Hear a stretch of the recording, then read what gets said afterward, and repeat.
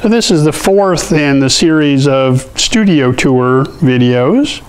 And right now we're standing next to my Bridgeport mill. Now this machine was manufactured in about the mid-70s, near as we can figure. And it's just one big moose of a machine. It's all hand crank. All the adjustments and everything are done by hand. No computers on this machine whatsoever. So the table, forward and back, it also goes left to right.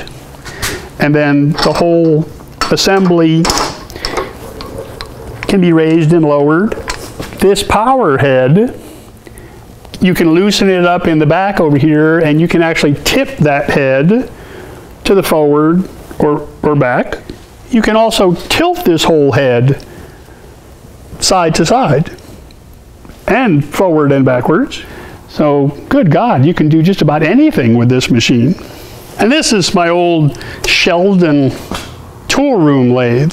So this is the machine that the machinist would have used to either make the tool you needed or repair the one that you broke for him. It actually has a little data tag on the side over here that says, you know, war finish per military order, blah, blah, blah, blah. So the gray paint means it actually saw service somewhere in World War II. So it's a veteran, just like me.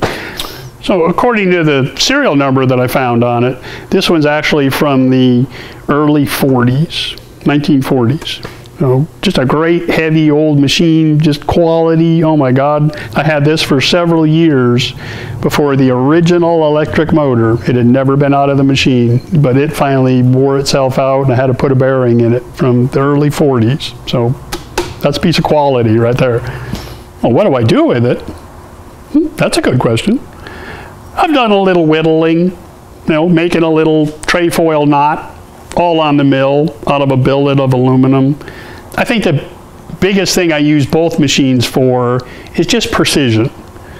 Straight, smooth, you know, the correct size, whether it's, you know, trimming something up on the mill that I cut with the plasma cutter and I just want to get it right exactly on the line, or whether it's I have to, you know, turn a shaft to make a tool, you know, and I do that on the lathe. So it's precision work. It's when something has to fit, it has to be right. And speaking of precision, I want you to very carefully measure with your eye and your finger the distance from the screen to that subscribe button for me, and reach over there and poke that thing one time. Don't forget to pop out to my website, sign up for my newsletter. I'll see y'all next time.